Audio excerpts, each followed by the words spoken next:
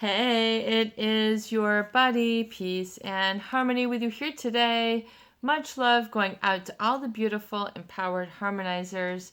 We are zooming in and focusing in on an important aspect of understanding a relationship with a narcissist.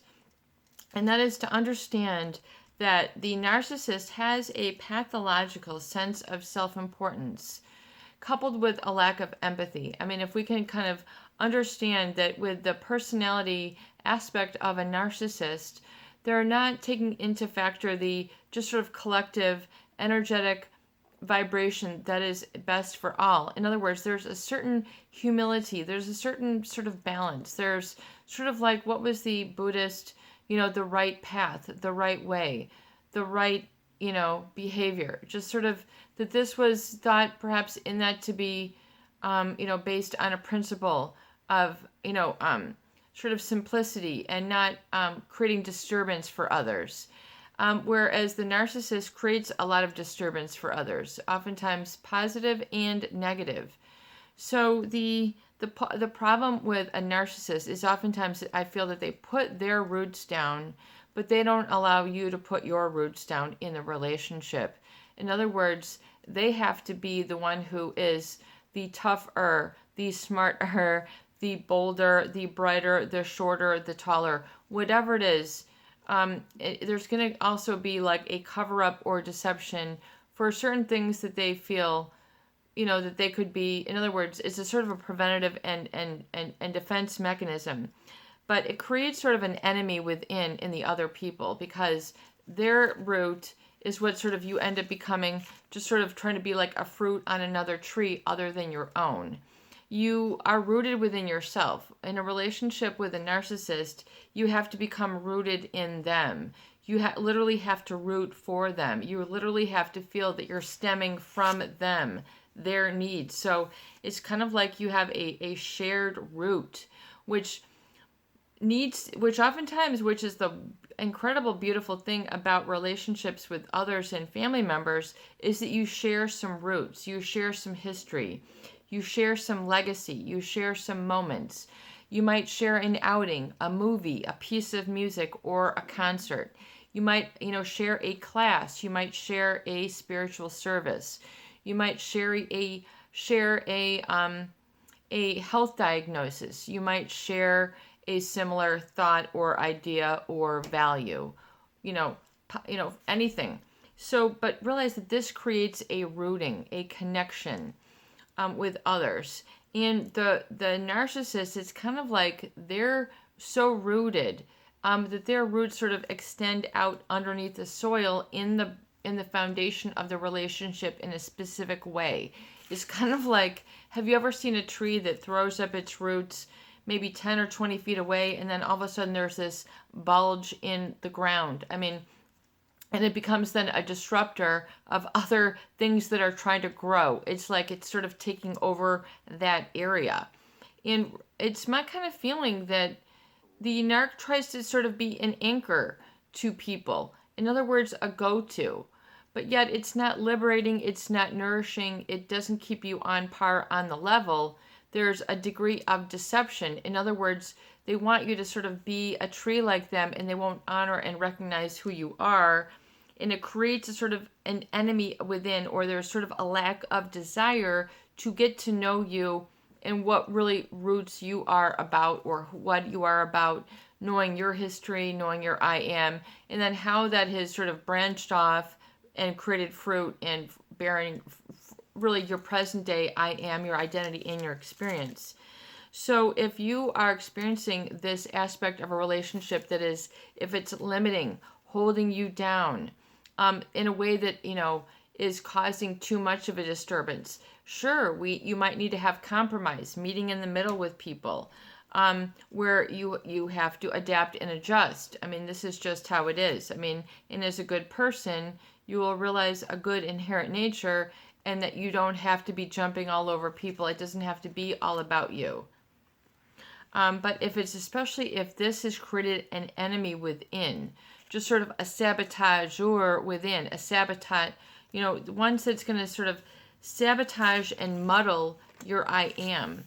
to sabotage is really an important concept that you must truly understand. In psychology, if you are going to understand and come to terms with anxiety issues, with trauma issues, post-traumatic stress issues, dissociative disorder issues, emotional behavioral disorder issues, all the complex PTSD, is you're going to have to understand the emotional and behavioral connection. And it will create a sort of enemy, sort of internally, if you will, almost like a virus, almost like one that really calls forth a good, strong immune system. It develops an immunity. And when you are working through relationship issues, as you sort of understand how you experientially have taken this in, you create an internal immunity where you inoculate yourself. It becomes a self-inoculating, and healing within. And so you don't become as affected. You won't become negatively brought down, held back, and you won't engage in enemy within. It won't be what you engage in on a daily, but you have to realize that I feel part of the after effect of a relationship with a narcissist, it creates sort of an enemy. It creates a dependence on the rootedness of the narcissist. And then for that, they expect you to sort of mirror back a better fruit or be a fruit on their tree, and you can't be a fruit and true to your own tree. You can't be yourself. If you're an apple tree and they're a pear, they want you to be a pear. You have to be and spring forth productivity and fruit in your own life, and not just allow the narcissist to be the producer, the creator, the one who is admired, and you're in the shadows. You're not able to produce, you're not able to contribute, you're not able to feel value or worth. And so that's sort of the root. You have to be anchored within yourself. I mean, do you see? And so you won't feel so hindered or held back or down. It's an energetic down, low vibration where people feel, emotionally exhausted, just sort of squeezed out. And so it's important that you become rooted and do a real analysis of yourself about to what degree is the sabotager as a resultant sort of I am or emotional habit.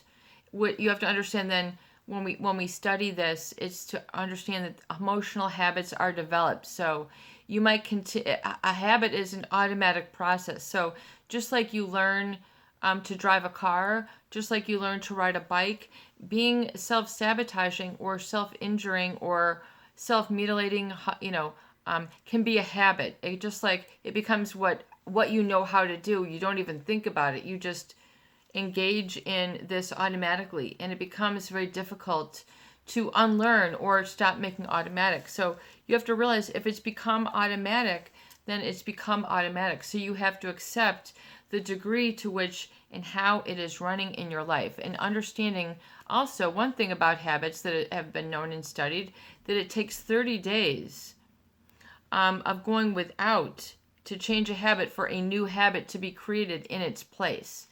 So just like smoking and the cessation of smoking, people need to go for 30 days without smoking in order to help break the habit. So another understanding, a habit is something that you need to break. It's something you need to, break. It's something you need to stop. The automatic, it's called auto-suggestion. If you read, which can be working for you in the positive or working for you in the negative. You can have positive habits or you can have negative habits.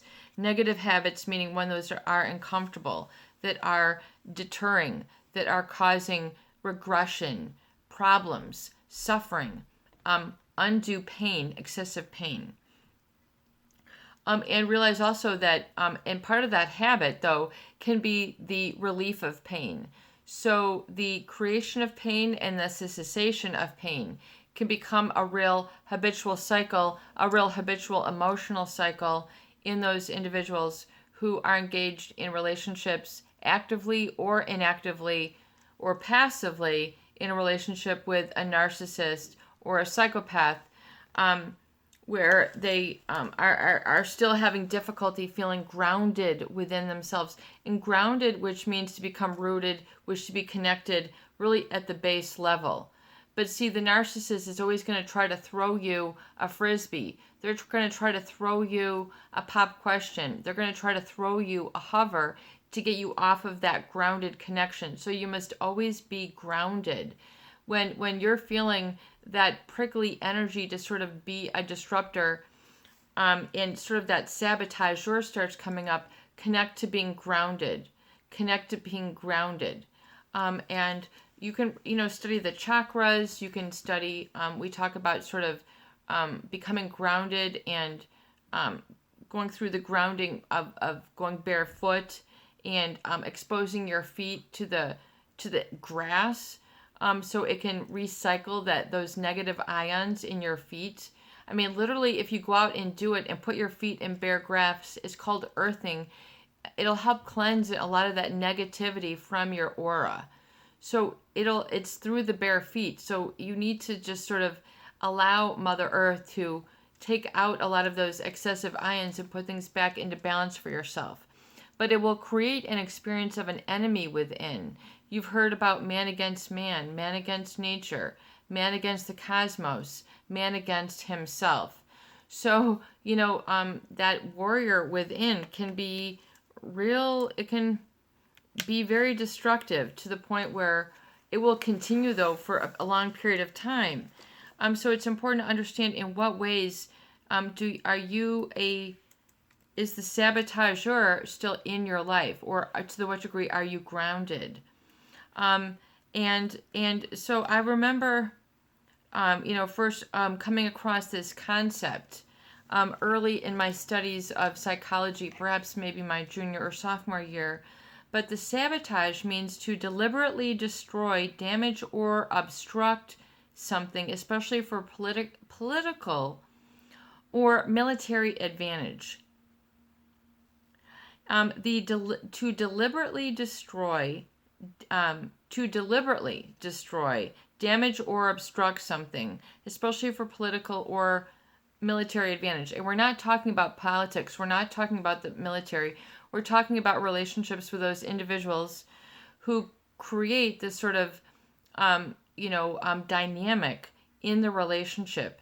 They create just sort of an internal climate that causes this gene or this sort of genetics or this sort of DNA, this sort of experience to grow and proliferate and continue and perpetuate unless the experience is stopped or truncated. So it'll create within the person a sabotage environment, which is very, very fertile for sabotaging to grow within an individual. So a deliberate destroying, damaging, or obstructing. So to put something in the way, almost like an eclipse, is to put like something in your path, to deliberately obstruct. And you feel that you can still see, want the person, but then there's this blockade, there is this barrier. Oftentimes that block, it's difficult to put words to it, but it's sort of like being vandalized while they're still calling you close. They will attempt to disfigure, dismeme, hurt. Vandalize is another word. But it is deliberate in its way. So you must know to be grounded to handle this. But if part of the narcissist relationship is to be anti-grounding for you or create a dependency or addiction, then it's to understand that they're going to be right at that point where you need to be grounded. So, and that means centered within yourself. So that's something that needs to be practiced. That's not something that needs to be constructed, created within you. You must really, truly focus on being grounded. Am I grounded? To what degree am I grounded in the I am? And we had another viewer question, and we'll go back to that. And that is yes. And that is to really work on the quality and presence of your I am. The quality and the presence of your I am. The tone, the feeling, the being, the strength, the intensity, the quality of it being secure, the quality of it being pure, the quality of it being connected to the quantum field, where your dreams and fulfillment of your I am are possible. So you're releasing those limits. It's to understand that if you have been adversely impacted and sabotage, if you look at, you have to understand that to a degree, you have also what is also, I think Freud calls I think he was one of the early fathers of psychoanalysis, but sort of an internal death wish. How could this be? We see this, basically played out in the bipolar disorders, where these people are incredibly wonderful, talented, charismatic individuals, yet they don't feel their own sense of self-worth.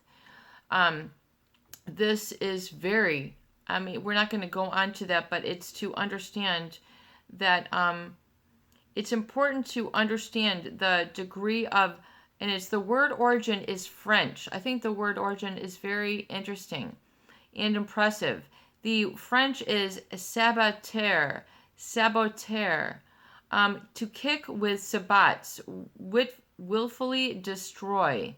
To kick with sabots, to willfully destroy, which means it was from the early 20th century, which means from the early 1900s.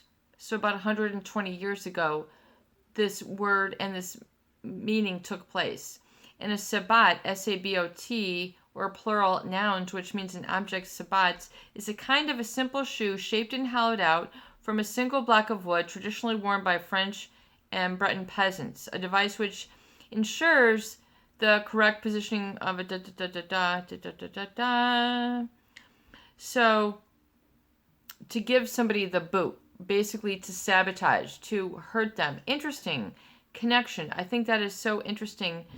But it's to deliberately muddle and befuddle. So in a political sense, it can oftentimes be to muddle, which means to make sort of very difficult to comprehend. So you might hear people who have communication issues with this narcissist. It brings to a disordered and confused state, to confuse a person or their thoughts. So you have to realize that, if they will oftentimes it'll be a very muddling experience for you. So you have to bring into order for your own self, to bring into order your own emotional state, and then bring your own grounded, which can help you to set the order in the right direction. This is your buddy, Peace and Harmony, with you here today, and I hope that these videos do help. Please share, please subscribe, and please donate for more great tools, videos, discussion, and support. Peace be within, and have a beautiful day.